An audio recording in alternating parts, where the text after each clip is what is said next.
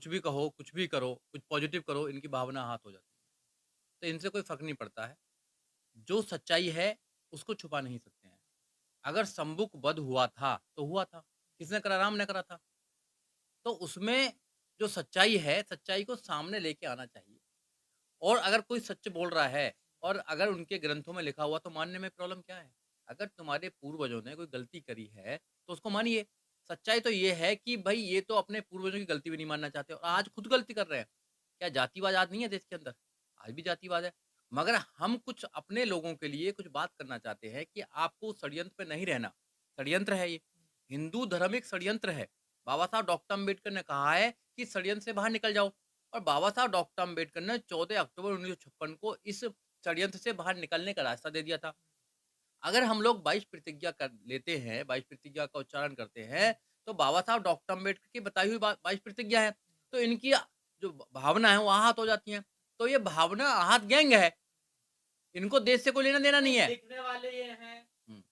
सारे ग्रंथ इनके हैं, पब्लिशर इनके हैं, तो फिर वहाँ गलती किनसे हुई है फिर? ये कहना चाह रहे देखिए, हैं कि सम्मुख की हत्या करी नहीं है। गीता पब्लिकेशन जो है वो सबसे बड़ा पब्लिकेशन को मानते हैं ये। उसमें भी लिखा हुआ है, उसकी किताबों में लिखी हुई सारी बातें। अब जब जो वो है, जो कीर्ति है, उनका नाम दिव्य विकास। कीर्ति, विकास दिव्य कीर्ति है, वो आईएएस की शायद कोचिंग वगैरह कराते हैं। अगर उन्होंने सच्चाई बता दी लोगों को, क्योंकि लोगों को सच्चाई पता लगना चाहिए। जो आईएएस बनेगा, आईएएस बनने के बाद में वो देश को चलाएगा, देश का इतिहास तो पता होना चाहिए उसे। ये झूठा इतिहास लिखते हैं, झूठा इतिहास बताने का काम करते हैं। सच्चाई को नहीं बताते हैं ये। ये जो देश में सच्चाई है कि यहाँ के मूल निवासी कौन है, ये देश किनका था, कौन-कौन बाहर से लोग आए थे, ये इसको नहीं बताते हैं। ये सिर्फ़ एक जो गलत प्रोपेगेंडा है, उसको फ़ॉलो करते हैं। मीडिया इन्होंने पकड़ रखी है, सारी तो क्या जुडिशरी ये पकड़ लोग रखी है। फँस गए क्या? बिल्कुल फँसाएँगे। इनके ग्रंथों में जो लिखा हुआ है, अगर सही मायने से अगर उसको बताया जाए, तो ये ग्रंथ झूठे माने जाएँगे और ये लोग पहले से ही जातिवादी लोग हैं। इनकी मानसिकता जातिवादी मानसिकता है।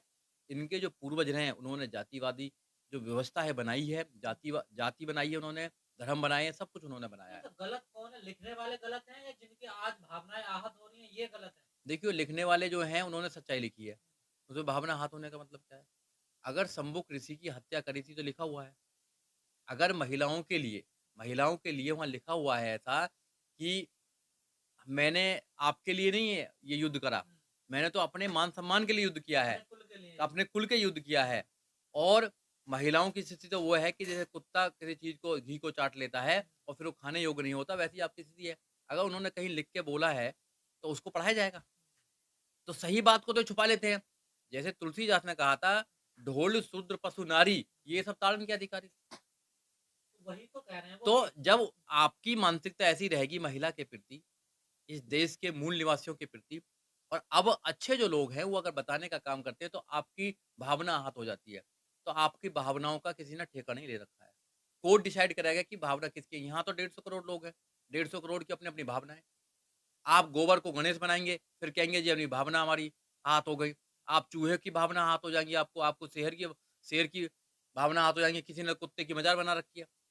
आप कुत्ते को कुछ बोलेंगे तो उसकी भावना आहत हो जाएँगी। आपने बिल्ली की मज़ार बना रखी है, तो बिल्ली की आत्मा हो जाएँगी।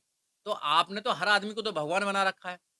हर पत्थर को भगवान बना रखा, हर जितनी भी जीव-जंतु हैं उनको सबको भगवान बना रखा है, भगवान की सवारी बना रखा है। तो किसी को कुछ नहीं कहें क्या? लेकिन आप सर बाल रूप है, जैसे कृष्ण का बाल रूप है, सबका बाल रूप है, बच्चों को थप्पड़-थप्पड़ मारते हैं तो इसका मतलब क्या है कि तुम्हारी आत्मा जो भावना है वो आहत हो जाएगी। जब तुम्हारी भावना आहत नहीं होती है, जब एक बच्ची के साथ में बलात्कार करते हो, जब तो तुम्हारी भावना आहत नहीं होती है। एक आदमी को जाति के नाम पर कत्ल कर देते हो, जब भावना आहत नहीं होती है। सदियों से तुम एक जाति के लोगों को आप अपमान करते आए हो। आप उनकी जन्म उनके जो जन्म से ही उनको मतलब अशुद्ध बना देते हो, उनको बोलते हो अछूत है। जब उनकी भावना आती होती है क्या? तो ये समझना पड़ेगा, ये सारी राजनीति है। लेकिन सर हमारे हाँ, देश में जो कथावाचक है वो तो कहते हैं कि दलितों को पढ़ने का अधिकार नहीं है, उनको धन संपत्ति रखने का अधिकार नहीं है। उनकी बातों को तो मान लेते हैं जो कथावाचक होते हैं। देखिए जो कथावाचक हैं, इनके एजेंट है वो। एजेंट का काम करते हैं, वो धर्म को फैलाने का काम करते हैं। जब तक यहाँ धर्म नहीं फैलेगा, उनकी दुकान नहीं चलेगी। आपको समझना पड़ेगा सीधा-सीधा। बाबा साहब डॉक्टर अम्बेडकर ने स्टडी करी, बाबा साहब डॉक्टर अम्बेडकर ने कहा कि हिंदू में पैदा होना मेरे बस की बात नहीं। मेरे हाथ में नहीं था, मैं हिंदू में पैदा हुआ। मगर हिंदू में मरूँगा नहीं, ये मेरे बस की बात है। तो 14 अक्टूबर 1956 को बाबा साहब डॉक्टर अम्बेडकर ने नागपुर के अंदर अपने लाखों अनुयायियों के साथ में अपना बुद्ध धम्म को स्वीकार कर लिया था।